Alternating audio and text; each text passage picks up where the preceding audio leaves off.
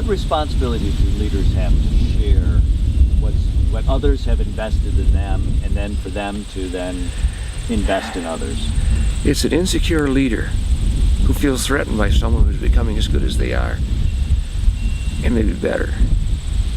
If you know who you are, you have no problem saying that's not an area of my strength, and it may take a person about so far, but you're part of your responsibility then is to pass them off to those who can take them further, and not just be threatened by the fact that now he's as good or better than I am. Isn't that a mark of a good leader and teacher, is to develop others to the point where they can achieve as good or more success? Yeah, I believe that's very strong, and I also believe that no one's a leader in everything they do. Can't be a leader in everything they do. Nor should they be, and they shouldn't feel less because of that. And they should be transparent enough. So, look, I'm not as good at this, but you could sure help me. Would you show me the process how I can do this? And a good example in teaching, a lot of people paralyze on tests. In fact, I even gave an assignment to some kids. I had about usually 3 or 4 in a class. Do not study for the test tonight. You've already studied the last 3 nights. You're going to paralyze your capacity to be free to think. I had a kid who was failing a lot of tests, good example, and he followed my direction. He got A- in the next test. Typically, after a test, he'd come up and verbally could tell me all the answers to the questions he couldn't get when he had paper set in front of him. You only can do what you can do, and don't let the anxiety level build. I think that probably happens on the job. A lot of people when pressure is intense. Some people really thrive under pressure, but I don't think most people do. A little pressure is okay, but you've taken things to a certain point. You need to rely on your good judgment and what you already know, and step in with that, and you'll find that de-escalating the anxiety for some people is the key to survival on that. So we've actually ended up kind of in this fast-changing world we live in, probably doing a disservice to a lot of people by increasing the anxiety level, because we're constantly looking for more efficiency. We're constantly asking for people to do more with less. Yeah. Well, some personalities really fire under intensity, but some just short circuit under intensity. Well, it sounds like if I try to understand the principles of leadership that you're describing from the non-cookie cutter approach that you have talked about with your experiences, we also need to recognize then those employees that we have that thrive under pressure, that have too much anxiety and freeze up under too much pressure. And we have a responsibility to look for ways where we can kind of tailor a success program for each of our employees, recognizing they're not all the same. Probably the best comment I ever had was from one student who had not done well in school, and I saw him as pressure oriented, and he told me later on, he said, I got as smart as anybody in this room, but if you put a lot of pressure on me, I can't cope. I can figure it out if I can think it through and relax and find a way to do that. And he did. He was very successful at what he did. When he started de-escalating the pressure on himself, he was free to do it. But it's a fine line, and you don't know where.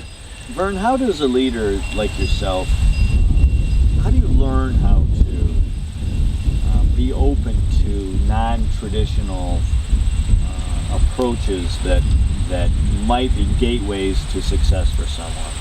How do we open ourselves up to that? I think I learned it myself. I learned it with myself a little bit, that I can succeed in areas that I thought I couldn't succeed in if I can only do my best. Making myself all intense about it won't make it improvement.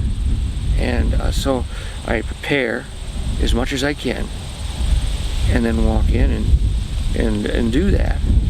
And I'll do better than if I walk in with an, oh no, I can't survive here, because it's going to demand, I know that. And also, one of the things too is you can also acknowledge your weakness. And as a teacher, I put out and tell my kids, I know you're smarter than I am, your IQ's higher than I am, but I'm the one that's teaching history, and I know more history than you do. So you need to get on board on this thing, okay? And then go. I'm the teacher, you're the student. Yeah, you need to understand that's not this. I'll recognize that many of you are probably smarter than I am, but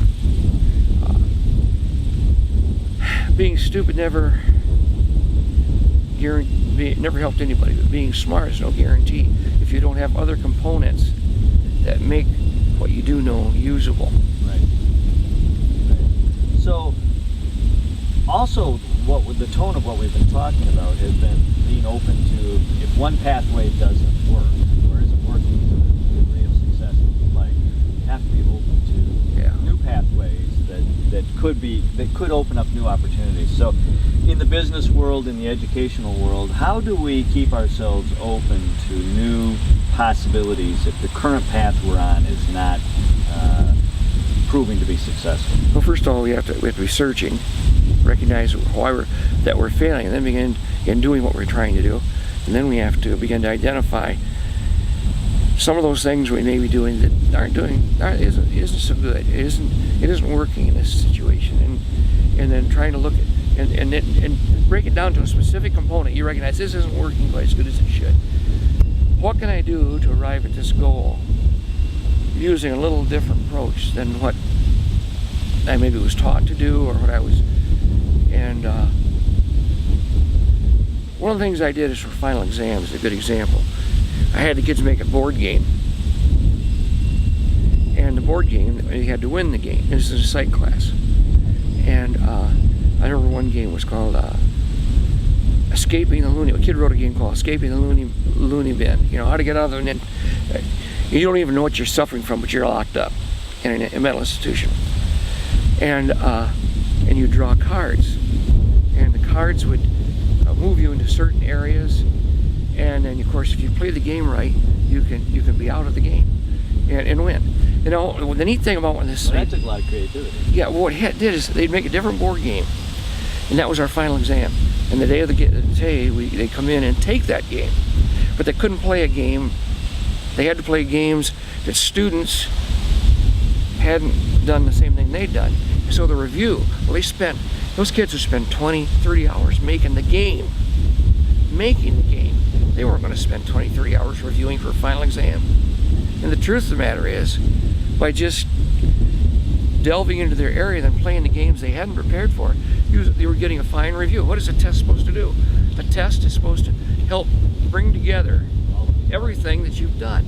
And so we ended up, in fact, I had some teachers copying that, using it. It would fit in any kind of course you had. Sure. And it was, that was fun. I don't know how I come up with that idea.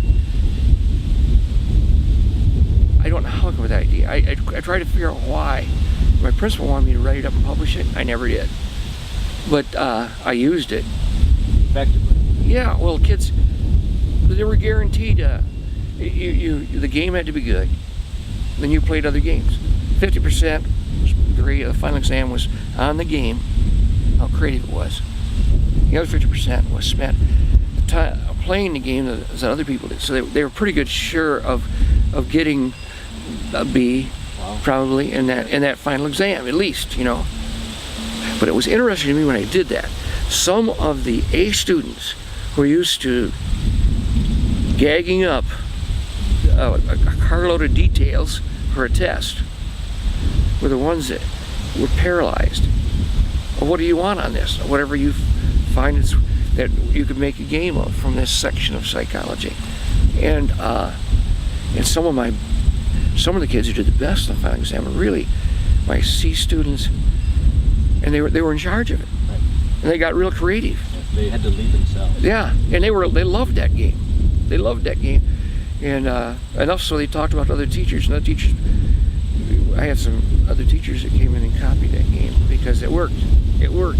It did everything you would do for a final exam, except creating pressure. Which we're trying to take out. That's to right. You're really supposed to, measure the true- yeah, that's right. Yeah. Should we move? Sure. Okay. That's good. All right. I don't know. You know it is, I'm telling you. Okay.